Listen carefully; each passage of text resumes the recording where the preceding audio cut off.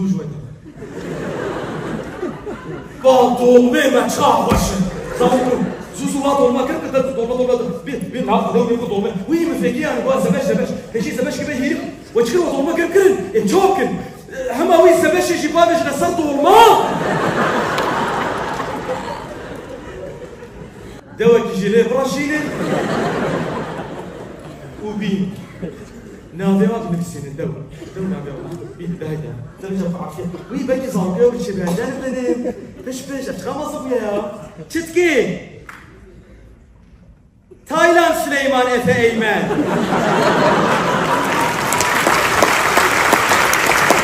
Tayland Süleyman Efe Eymen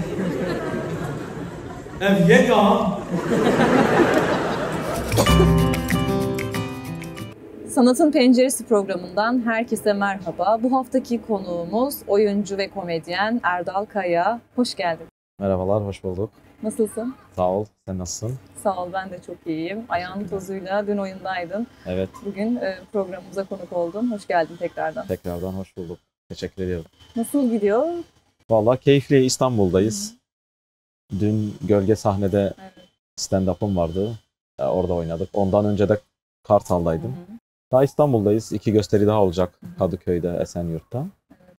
Ya hani evet yaptığım işe güveniyordum. Yani ben böyle üzerine bayağı kafa yormuştum. Yıllardır kafamda olan bir proje, stand-up yapayım. Kürtçe bir stand-up olsun.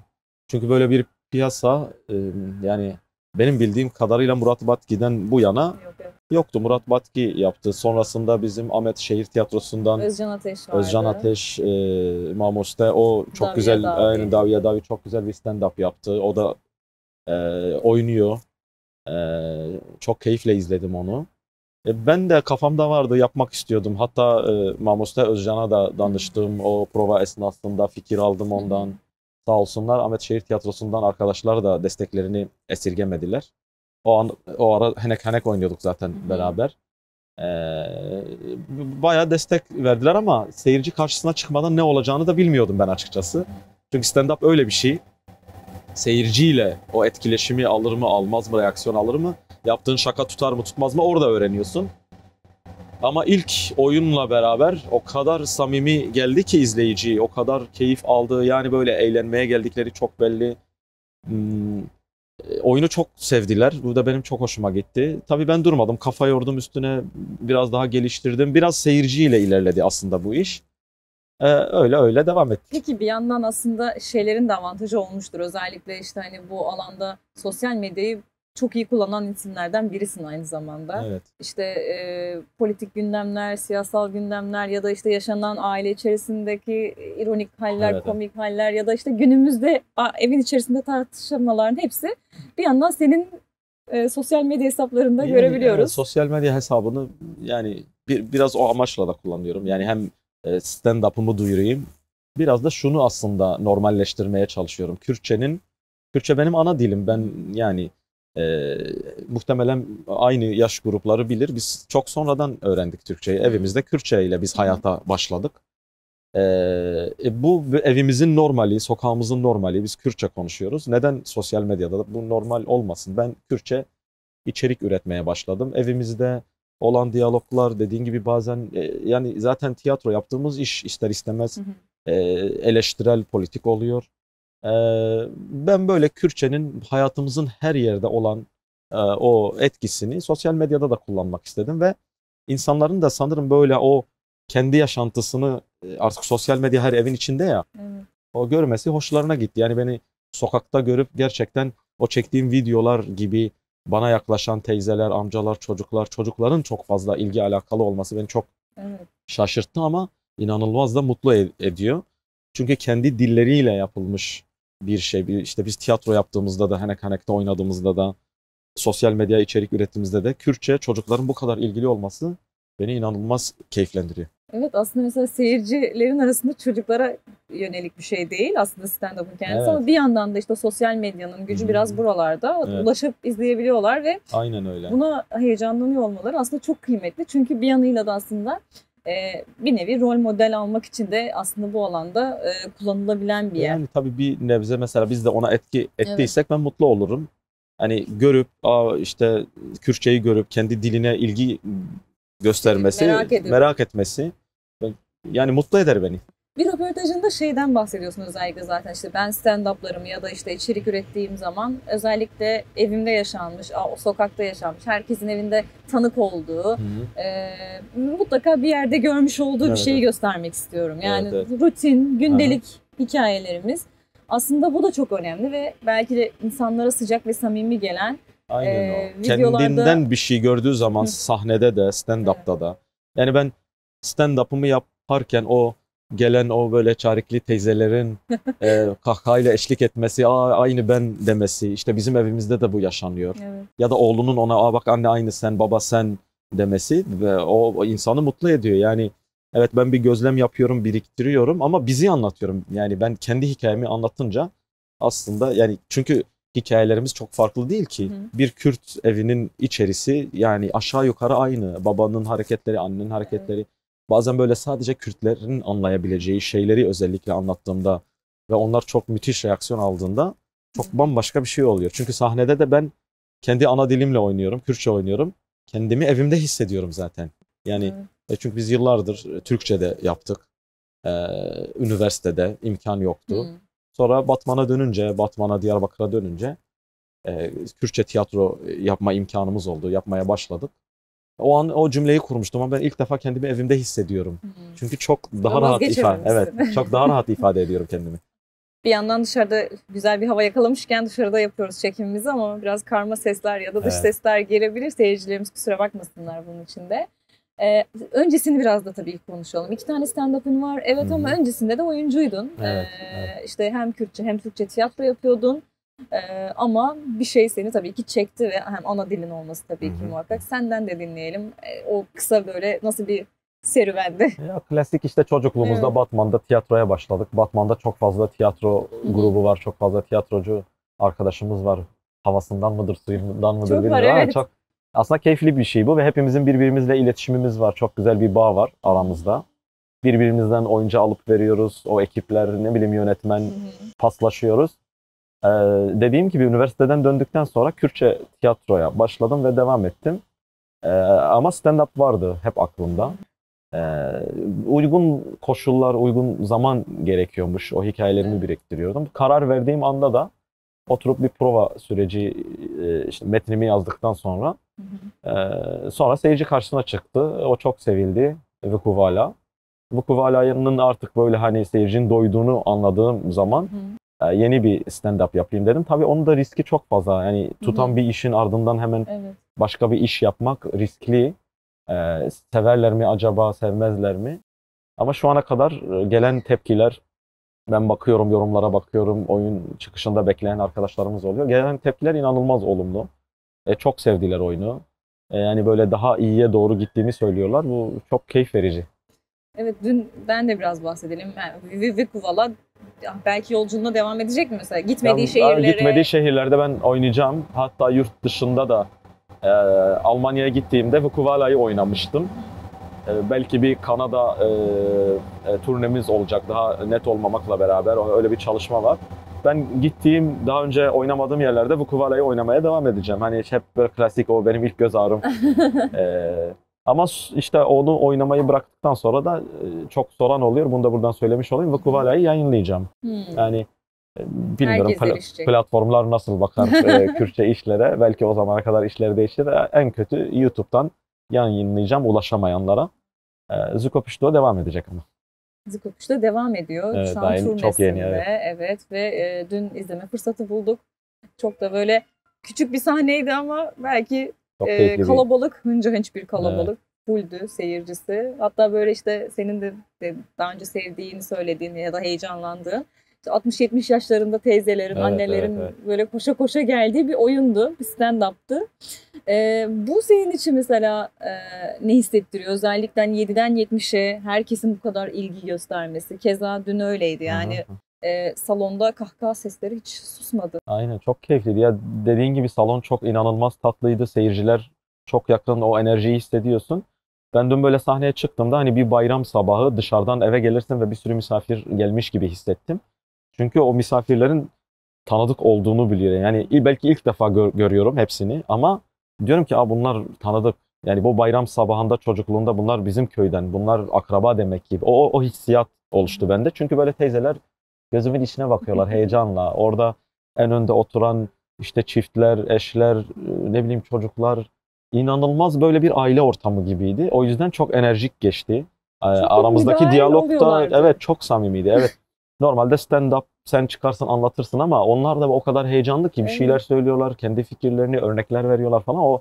Onlar dün çok hoştu, çok hoşuma gitti. Ben de dinliyordum, kesmiyordum, sohbet havasında geçti. Hatta bazı cevapları direkt onlar veriyordu. Yani evet, sen evet. değil, evet. Oradan duyuyorduk, seyirciler O duyuyorduk. çok daha güzel oluyor. Yani o oyuna katılmaları, iştirak etmeleri çok daha güzel. Evet. O aynı zamanda muhtemelen seyirci kısmına da öyle yansıyordur. Çünkü çok böyle hoş ayrıldı herkes sahneden de. Valla o enerjiyi hissedebiliyordum dün yani. Evet, çok güzeldi. keyifliydi. Muhtemelen diğerleri de öyle geçecek. Çünkü soran soranaydı. İşte de tekrar ne zaman yeni oyunu yine soranlar vardı. Bize sordular. Evet. İnsanlar soruyor yani merak ediyor. Bu da çok güzel Evet. bir ilgi bir yanıyla.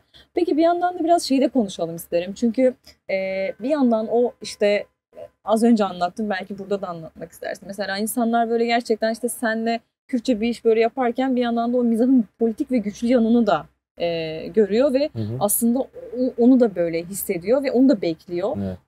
Bu sana yansıyor mu ya da mesela Yani zaten muhakkak, içeriğinde tabii, var. yani yaptığımız işlerde dün stand-up'ta sen de izledin. Böyle ben şeyi çok sevmiyorum. Böyle direkt göze parmak sokmayı sevmiyorum. Onu tercih etmiyorum ama yaptığımız iş zaten kendi başına Mizah Kürtçe. zaten, evet. Yani hem mizahın bir eleştiriler bir yönü var. Yaptığın iş Kürtçe. Bu ister istemez zaten seni bir yerde konumlandırıyor, bir politik yerde konumlandırıyor. Yaptığım sosyal medya içeriklerine yansıyor bu. Stand-up'ta sahnede oluyor. Daha önce oynadığımız tiyatrolarda. Yani bir kanayan bir yer gördüğünde, bir aksaklık gördüğünde ona değinmeden edemiyorsun. Çünkü biz de insanız, bu toplumun içinde yaşıyoruz. O aksaklıkları biz de görüyoruz. İster istemez dile getiriyoruz bunları yani. O dile gelmesini de zaten böyle seyircinin de beklediği bir şey yani. Evet, hoşuna da gidiyor. Evet. Çünkü o nasıl o anlattığım güzel şeyleri izleyici sahipleniyorsa o kötü şeyler sadece benim başıma gelmiyor. Onlar da etkileniyor ve onları da dile getirmiş olmak yine bir şekilde belki o yüklerini mi azaltıyor diyeyim, o derdine ortak olma hissi o seyirciden alıyorum ben. Evet, ya mesela hani az önce sohbet ederken böyle biraz bahsettiğin bir şey benim çok hoşuma gitti. Muhtemelen seyircilerimizin de hoşuna gider. İşte teyze çok etkileniyorsun, gidip sarılıyorsun, sonra ne oluyor?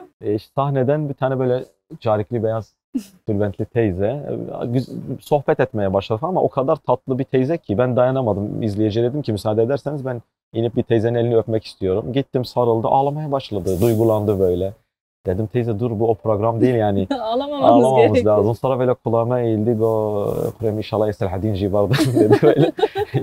İnanılmaz böyle samimi, içten dileğini de orada getirdi dedi. İnşallah dedik biz de.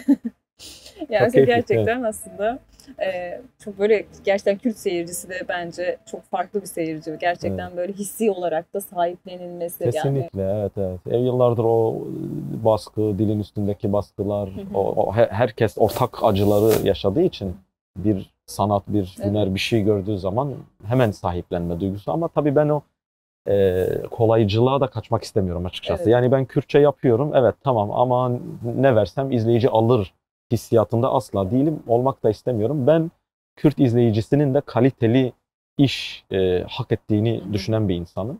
Yani ben yapacağım işi bu izleyici kaliteli bir şey. Çünkü zaman ayırmış. Zaman çok önemli bir şey. Gelmiş senin için oraya kadar. Kesinlikle, 2 saatlik bir zaman ayırmış. Buradan keyifli ayrılması. Bu da çok önemli bir kaygı aslında. Kesinlikle. Yani nitelikli bir üretim. Çünkü işte toplumda işte medyanın, işte popüler kültürün, medyasının çizdiği bir Kürt motifi var mesela, ne yazık ki. İşte o motif kafalarda hep böyle aynı esmer bir çocuk, işte kara kaşlı, kara gözlü insanlar falan gibi. Ve işte onlar böyle konuşuyor, işte sert konuşuyor falan. Bunun aslında böyle bir şey olmadığı çok aşikar oldu yıllardır ve sanata bakış açıları ya da sanatsal üretimleri de mesela hep farklı gösterildi. Ama artık sosyal medyanın gücü bizde de var ve Kürtlerde de var. Bir yandan da bunu yansıtabiliyor. Bu anlamda da senin de yani işine bir niteliksel olarak yaklaştığını hissediyoruz en azından seyirci olarak, öyle diyelim. Aslında tam da bu nitelik kaygısı belki de herkesin belki yaşaması ve biraz sancısını çekmesi gereken bir kaygı. Çünkü işte iyi Kürtçe müzikler var, iyi Kürtçe romanlar var. Ama işte sahne performansları biraz buna yetişti diyebiliriz aslında. Değişti ve gelişti. Üretimler de bu anlamda. Belki Kürdistan'da farklı ama mesela Batı'da ve işte İstanbul'da, metropolde, şehirlerde, Türkiye'nin diğer yerlerinde biraz daha farklı bir hep gösterme şekli vardı. Belki işte şeyi de konuşabiliriz. Özellikle işte Kürdistan'daki stand-up'ına olan ilgiyle buradaki ilgi nasıl, benzer mi ya da işte ne hissediyorsun özellikle bu iki farklı yerde oynadığında, keza Avrupa'da da? Yani Kürdistan'da ve İstanbul'da ya da işte Batı'daki diğer büyük şehirlerde, Kürtlerin yoğunlukta yaşadığı illerde zaten bizim oralardan göç edip geldikleri için ben çok farklı bir şey görmüyorum. Hissiyat aynı. Belki özlem daha fazla buralarda, İstanbul'da, Antalya'da oynuyorum, büyük işte Mersin'de oynadım, Adana'da, Bursa'da, İzmir'de. O özlemi belki çok daha fazla hissedebiliyorum ama aynı, yani o tepkiler, çünkü çok ortak şey anlatıyorum. Tepkiler, hissiyat, sahiplenme, o enerji hemen hemen ayrı. Avrupa'da onu daha fazla hissettim. Çünkü orada çok daha fazla bir özlem var. Almanya'da oynadım, farklı şehirlerinde oynadım. İnanılmaz böyle bir sahiplenme, konserler gidiyor işte oraya. Bir sürü etkinlik oluyor ama belki tiyatro ya da stand-up anlamında Kürtçe bir iş uzun yıllardır yoktu. Avrupa'da gitmedi. Bu olunca da böyle inanılmaz bir, gerçekten o sahiplenmeyi, o şeyi hissettim, gördüm ve inanılmaz mutlulardı. Peki tam da aslında bu kadar çok gösterim yaparken şeyi de konuşmakta fayda var. Kamusal alanda özellikle mesela Kürtçe işlerin gerçekten yer bulamadığı ciddi bir sıkıntı var. Yıllardır işte konserler bu anlamda izin verilmiyor ya işte sahne dolu deniyor. Bu kadar ilgi gören bir stand-up işiyle de mesela denedin mi kamusal alanda? Çünkü buna ihtiyaç var bir yanıyla. Evet. Ya biz böyle belki şu ana kadar çok dile getirmedim ama muhakkak organizasyonu yapan arkadaşlarımdan geliyor bana. Yani çok fazla, hani atıyorum belki birebir dememekle beraber ama salonu vermek istemeyen çok kurum oluyor. Özel veya resmi kurum fark etmiyor. Bazıları çok sıkışınca vermiyoruz diyorlar direkt. Boşuna başvurmayın diyorlar. Ama tabii bu bizi yıldırmıyor. Yani ben organizasyonu yapan arkadaşlarıma da söylüyorum. Alternatif bakalım. Yani çünkü biraz da istedikleri o. Ben vermedim, burada oynayamayacak. Hayır, sen vermediysen ben gider. Belki daha küçük bir salon bulurum. Belki daha ne bileyim özel bir yere başvururum. Ama ben oradaki Kürt izleyiciye bu oyunu ulaştırırım. Ulaştırmak isterim. Çünkü daha önceki birkaç röportajımda da söylemiştim. Yani istedikleri kadar Kürtçe yapılan işleri, dili. Yani bu bizim dilimiz, bu bizim normalimiz, doğamızda bu var. Tabii vazgeç, ben nasıl su içiyorsam, nasıl nefes alıyorsam ben bu dille konuşuyorum, bu dille yaşıyorum. Ben daha önce de söylemiştim, salonu yasaklarlar, giderim sokakta oynarım, sokağa yasaklarlar, gider bir akrabamın salonunda oynarım ama ben bu işimi böyle rahatım, böyle yapmak istiyorum, böyle yapacağım. Kendi dilimle yapacağım. Çok güzel. Peki biraz da şeyi aslında sormak isterim. Özellikle de yine merak ediliyordur yine. Sen uzun yıllar tiyatro yaptın. Kalabalık ekiplerle sahnedeydin. Yine aynı oyunlarla turneler yapıldı. Çok da böyle güzel bir oyun vardı işte Serbaz'la. Aha. Serbaz'la da öyle yolculuğuna devam etmiştin. Yine sonra Ahmet Şehit Tiyatrosu'nun oyunları. Bu Tadına bakıyorsun. Evet. Ahmet Şehit Tiyatrosu'nun oyunlarında yer aldın. Peki o kadar kalabalığın içinden çıkıp tek başına oyun oynamak nasıldı? Sonra ya da ona bir özlem var mı? Devam edecek misin? Tiyatroyu da özlüyorum. Şimdi bu sene özellikle bir ara vermek durumunda kaldım. Turneler çok yoğunlaşınca Avrupa biliyorsun bir aya yakın Avrupa'da kaldım. Arkadaşlarımı özlüyorum. Hatta Batman'a her gittiğimde gidip işte oyunlarını izliyorum. Yeni yaptıkları oyunları izliyorum. Ahmet Şehit Tiyatrosu'nun oyunlarını izliyorum. İşte Batman'da Yeni Sahne'nin, Tiyatro Ritüel'in bir sürü ekip var orada, arkadaşlar. İzliyorum onları ve böyle bir içten içe özlüyorum. Yani. Peki işte yeni bir oyun var, Zikapüşto. İlki biraz daha işte belki planladığın ama ikincisini aslında tamamen belki de tabii hani soruyorum sadece.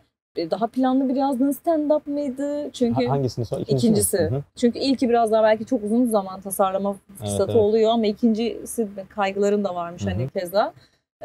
Nasıl yazdın onu ve işte mesela şu an seyirciyle buluştu ve çok güzel geçiyor ama yazım aşaması, bir stand-up'ın yazım aşaması nasıl peki? Biraz da onu da soralım. Yani ikincisi dediğin gibi kaygısı çok daha yüksek olduğu için öylesine yazılmış bir şey değil. Ben üzerine çok kafa yordum ve benim kafasına, mizahına çok güvendiğim hem böyle iş ortağım hem partnerim.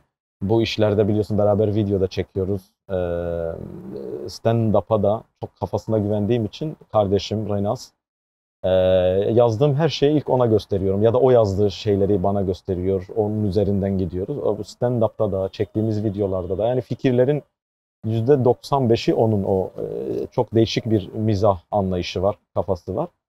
Tabii o şeydi yani ben oyuncu değilim sen oyuncusun. Aha ben yazdım oynayalım. O videolar, o fikirler hep onun. O yüzden stand-up'ta Bu da. da çok önemli bir iş aslında. Tabii yani ben işin bir de yaşadığımız hikayeler aynı. Kardeşim olduğu için başımıza gelen aile içindeki olaylar aynı. Ben o yüzden ilk ona danışıyorum. İlk onun dediğim gibi kafasına da çok güvendiğim için bu çalışma esnasında da en güvendiğim kişi o. Provalarımızı beraber aldık.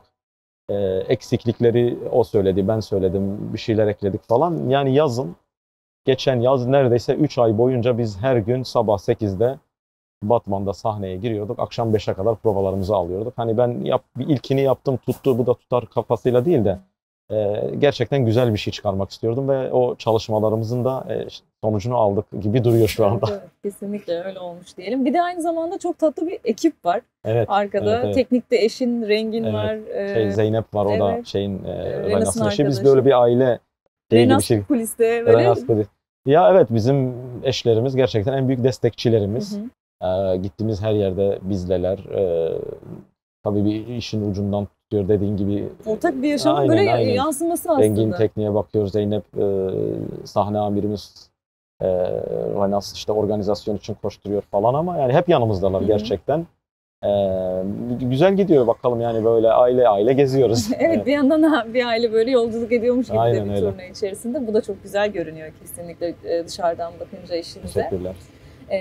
Biraz da var mı yeni bir proje aklında? Ya bu stand-up'ı yapıyorum ama aklımda şu da var. Ya çok yeni, Zikopçu'da çok yeni. Evet. Sanırım İstanbul'la beraber 20. oyun oldu yani o civarlarda. Vukuo'la ne kadar oynadı peki? Kaç Vukuo'da gösterim bir yaptı? 120 defa totalde oynamışımdır. Avrupa'yı eklemedim en son. Yani o da o civarda. Zikopçu'da da gittiği yere kadar oynamayı düşünüyorum. Daha çok oynamadığımız bir sürü yer var. Bir yandan evet dediğin gibi genç komedyenler de geliyor ardı sıra. İsimlerini de saydın. Hepsi de çok kıymetli işler yapıyorlar bir yandan. Seyirciyle de buluşuyorlar ama çekinenler vardır muhakkak. Ya muhakkak.